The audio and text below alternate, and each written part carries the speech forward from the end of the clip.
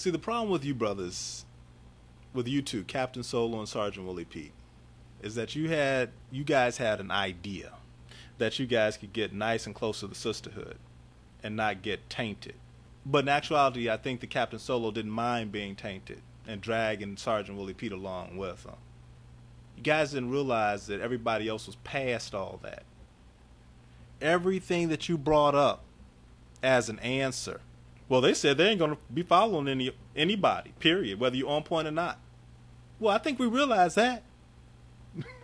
That's why they were losing all the highly intelligent brothers who were on point to women of other races 3 years ago. We figured that out. That's why we came online, right? To tell them why it was happening. And somehow you got your brains confused. And I'm going to tell you I'm going to tell you how you got it confused. You got too close to the sisterhood. They confused your brains. Now you're back. It's going to take a while for us to debrief you guys and put you back together the way you were.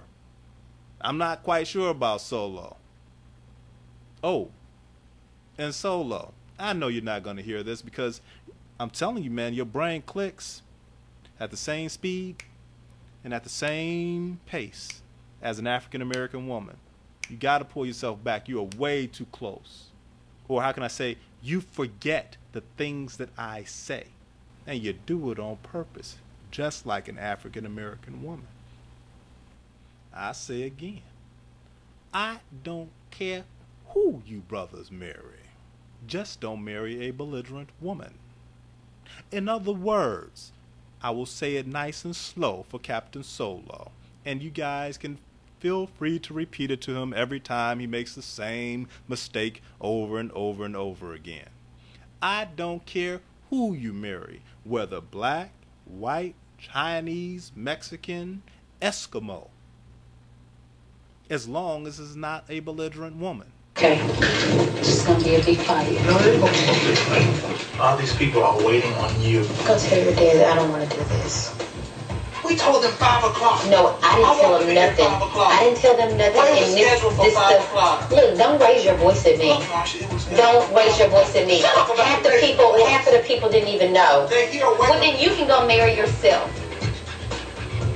And I'm not gonna be pressured into all this stuff. You have to come down off this hot pedestal. But you know what? I'm not gonna marry you.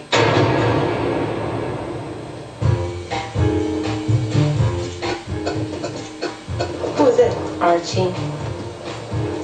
He's upset. I tried to do everything, but at the end, everybody throwing off her feet. And Marsha expected this. She leaves me. She left me. She walked on and left me. I'm praying so hard. I just want somebody to love me. You don't love me. I do love you. I do, but I'm just stressed out. Archie and Marshall know what you feel right now. I love you so much. Marshall, tell Archie what you're feeling. I felt like you didn't care about me making this the most wonderful day. I tried to help everybody. Archie's not your time to talk to her. I need you to not try to make it hard. Archie, don't ever leave her. When you see yourself, tell me about it.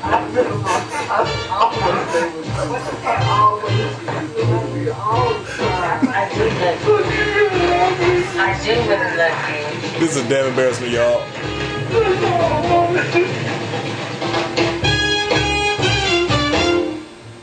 Now, if it's going to be a belligerent woman, that's on you. But don't come crying to us when you are sitting in the back of your car wailing your ass off because she's been belligerent.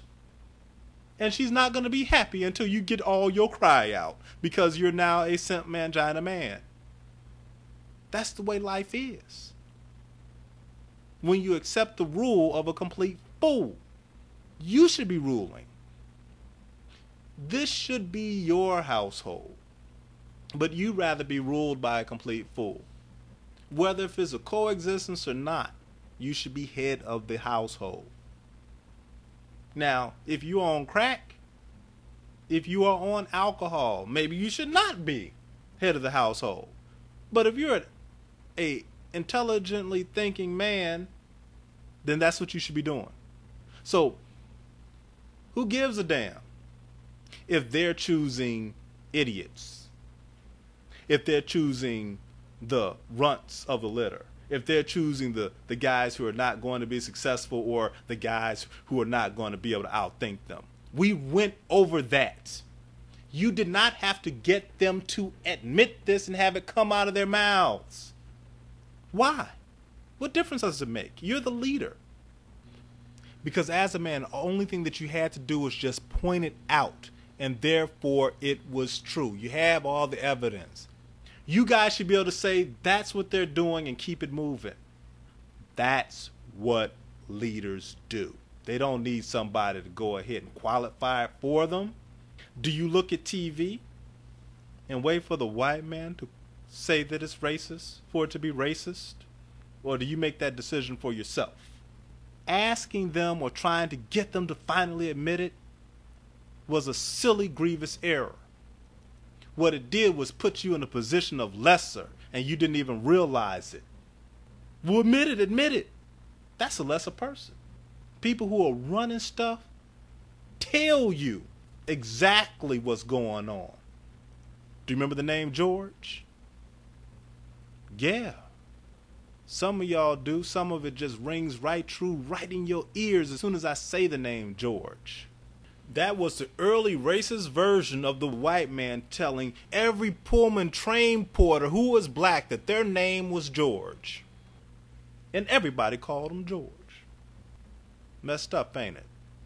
Did this early version of the white man ask black men, would you like to be called George? Did those black men, when they sat up there and they striked, and they told them, you ain't gonna call us George no more? Did they ask them, well, can you admit that you're calling us George? No, because those were men. They didn't believe in wasting their time on bullshit rhetoric. They needed equal pay, they needed better work conditions, and they needed respect. And that meant that you weren't going to call them George and you were going to pay them more money. There was no time to be sitting up here wasting time on rhetoric and name calling. Just change it, idiots. I'll tell you right now, there is no place in a single history book where you can find that those black Pullman porters were begging the white man to admit that they were calling them George. And now because of their fight, your name can be whatever you want to be.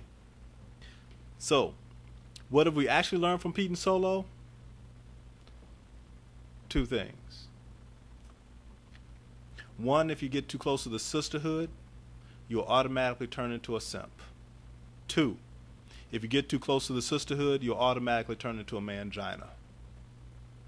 That's what we learned. So brothers, you know now. That was a side effect. Here's something else that we learned. That it is absolutely true. Everything that I was saying. That the sisterhood sends out orders to the weakest black men, who then turn around, receive the orders, come to us, and start divvying the message on out. And they start getting rid of certain men. First, there's a certain section of black women, the racist core, that hate any IR except for African American women, which is kind of hilarious. They request that those black men throw those other black men out. The funny part is that that's not where it stops. Next, they're like, hey, throw those super smart black men out too. See, whether they're married to whoever or not, they got to go. Because, remember, they don't like smart black men. Remember what you're saying? They don't like brothers who outthink them. Said that years ago. They don't like smart black men, so they got to go. So who's next after that? See, Jewish people have a poem when it comes to something like this. It's basically a warning.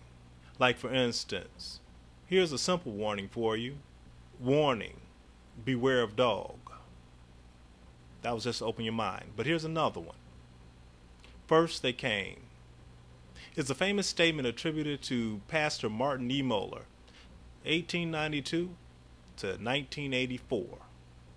See, he ended up in Dachau, and he admits to how he ended up there.